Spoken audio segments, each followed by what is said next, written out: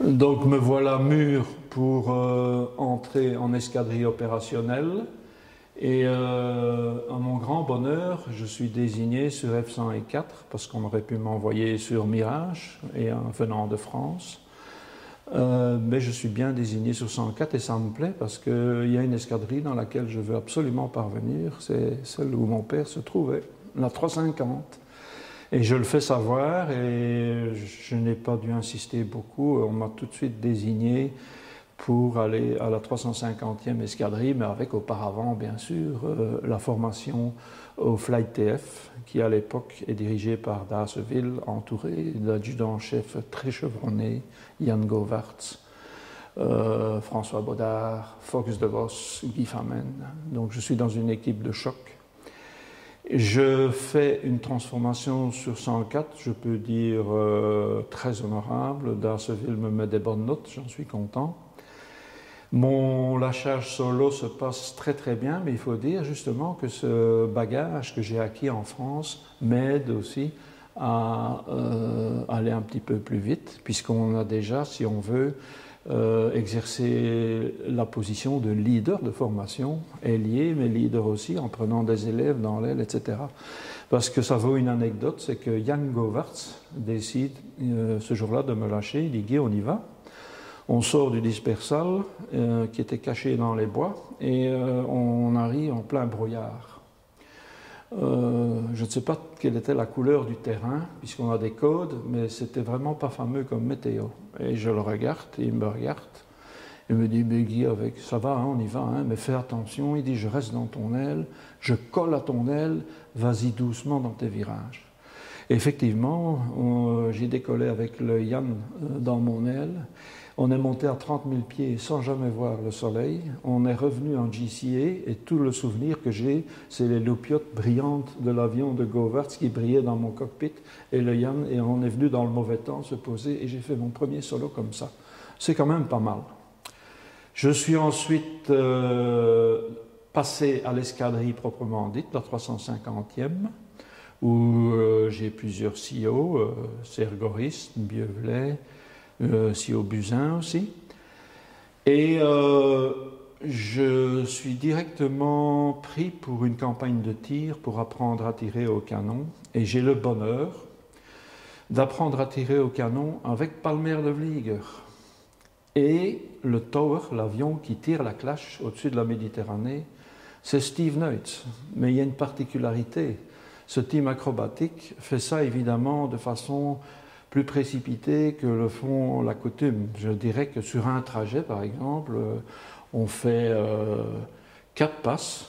Avec Palmer de Vlieger dans son aile, on en fait 6 ou 8.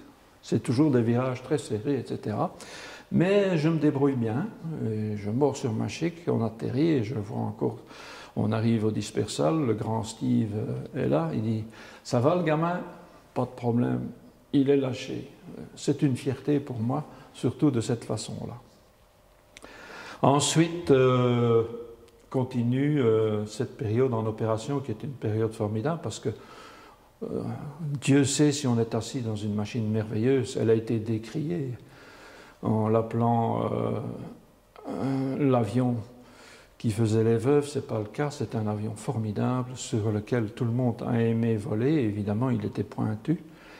Je fais de nombreuses missions, beaucoup de missions à l'étranger aussi, parce qu'à cette époque-là, il y a eu pas mal de travaux dans les pistes et l'escadrille parfois devait partir 8 ou 15 jours à l'étranger. Et on faisait des missions dans le cadre d'échanges OTAN, etc. On était tout le temps partis. Il y a eu des missions anecdotiques dans ces missions à l'étranger. Parfois, on les inventait un peu nous-mêmes. Je monte de QRA avec Guy Famen, on se dit où aller maintenant. On n'a pas encore été à Malte, on irait bien à Malte. Et on construit une mission pour Malte. Et on va à Malte avec 2 TF. Le problème, c'est que quand on arrive à Malte, on ne sait pas que ce jour-là, on atterrit le jour où les Anglais doivent quitter le territoire de Malte. Je suis rifiolé par un camion aux couleurs de la Royal Air Force, mais le carburant qui est dedans n'est plus de la Royal Air Force. Et à 5 h du matin, j'ai quelqu'un qui vient toquer à ma chambre en me demandant de payer cash. J'étais mal pris. Guy Famen, à ce moment-là, est intervenu pour m'apprendre à parler avec une population qui n'est pas européenne, mais avec laquelle il faut quand même savoir discuter. Mais en fin de journée, il a tout arrangé. Et la mission est restée un formidable souvenir. Et c'est quand même pas tous les jours que des 104 vont se poser à Malte. On ira aussi à Landivisiau, et pas n'importe comment. Le premier maître d'Aérien, qui était chef pilote à Cognac, qui était de l'aéronaval, est de retour à Landivisiau et on essaye d'avoir un contact et de se rencontrer. Et on demande à la base s'ils peuvent jouer dans l'expression que les Français utilisent, plastron, c'est-à-dire objectif target pour nous entraîner. Et ils l'acceptent et on fait une mission à Landivisiau où il y a un aspect comique, c'est que Guy Famenne, avec l'abréviation de son grade du côté français, est pris comme un major. Et moi, je ne suis le capitaine. Et Guy Famenne a conservé son rôle de major tout le temps. C'était lui le patron de la visite. Mais ce sont des bons souvenirs dans le spirit aviation tel qu'ils peuvent exister.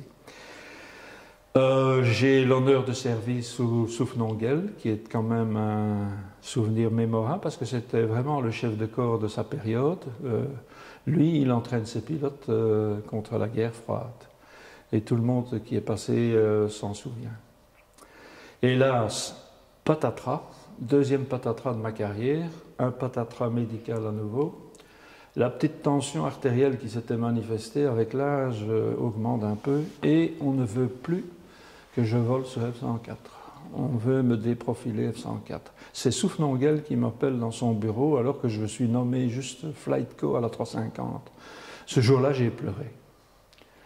Mais j'ai dû quitter le F-104. Et j'ai pleuré ce jour-là. Mais il y a des gens bien à la force aérienne. Il n'y a presque que ça finalement. Casterman, qui est responsable des opérations, me téléphone et dit « Qu'est-ce qu'on va faire avec toi? Tu veux aller au transport ?» Et dans l'éducation dans laquelle je suis, le transport, non, je ne sais pas que le transport par après deviendra un volet important. Mais je dis non. Je veux utiliser mon brevet de moniteur et je voudrais aller sur T-33 parce que le T-33 est quand même une très belle machine et puis on parle de son remplacement par l'Alpha Jet. Ça me donne toujours un bel avenir.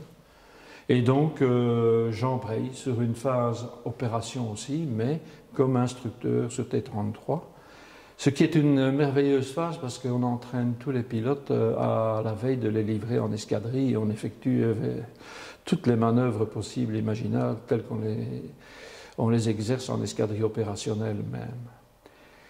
Puis vient la nomination au grade de major.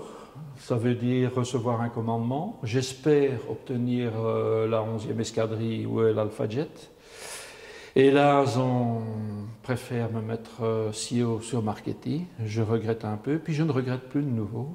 Je pars avec des pieds de plomb et puis je reviens avec la nostalgie comme d'habitude parce que je découvre une équipe formidable, un métier formidable d'instructeur au premier stade et je vais effectuer tous les 3 stades possibles au sein de cette unité, commandant d'escadrille, commandant en second, et même chef de corps ad interim, parce qu'il y a eu un phénomène qui fait que plusieurs chefs de corps ont été absents pour des raisons médicales ou autres, etc. Mais à Gauchoncourt, on bat des records. Je ne sais pas combien on fait de sorties par jour sur une base. Nous, on a fait un record un jour de 127 sorties Marchetti. C'est vous dire le travail qui s'exécutait là-bas. Donc voilà, cette deuxième phase de ma carrière, le F-104, mais alors aussi des fonctions d'instructeur sur les différents avions de la force aérienne. C'était en quelque sorte le deuxième volet de ma carrière. Donc une anecdote quand même intéressante et amusante à signaler au moment où je quitte les opérations, où je quitte Gauchoncourt pour aller vers une fonction d'état-major, qui est le parcours de tous les officiers, c'est qu'on organise pour moi un événement très spécial où je vois apparaître au-dessus du tarmac de Gauchoncourt un Sikorsky S-58 de Coxide qui descend son treuil avec le treuilleur qui m'appelle, qui vient me strapper dedans. À mon insu, tout était préparé par l'escadrille, par l'unité. Je suis lifté par l'avion et par l'hélicoptère qui fait un circuit avec moi pendu, mais le circuit tel qu'on le fait en avion, puis qui termine le circuit à la verticale de la tour de contrôle, le treuilleur me prie de bien vouloir descendre sur le toit de la tour de contrôle où il y a une fenêtre qui est accessible. Je passe par le bureau et il me dit « Rejoignez votre bureau ». Et je redescends par la tour de contrôle, j'arrive dans mon bureau, toute l'escadrille s'y trouve. Et il demande de m'asseoir. Je dis « Tiens, pourquoi veulent-ils que je m'assoie ?» J'essaye de saisir ma chaise, elle était vissée au sol. Et le message était vous dire, CEO, bonne chance dans le futur, vous étiez quand même pas souvent dans votre bureau, vous étiez souvent en vol. Et bon, voilà. Ensuite, je passe en état-major, et ma première fonction d'état-major, c'est une fonction à l'OTAN dans un Combat Air Operations Center où je m'occupe du tasking des avions pendant 1 an dans les caves de Maastricht. C'est pas ce qui me plaît le mieux, mais c'est très important et je le fais le mieux que je peux. Et j'ai le bonheur de recevoir un petit message dans lequel on prie le colonel Van Eekhout d'entamer sa conversion sur C-130. Et ce sera la suite du volet suivant, qui sera très intéressant dans ma carrière.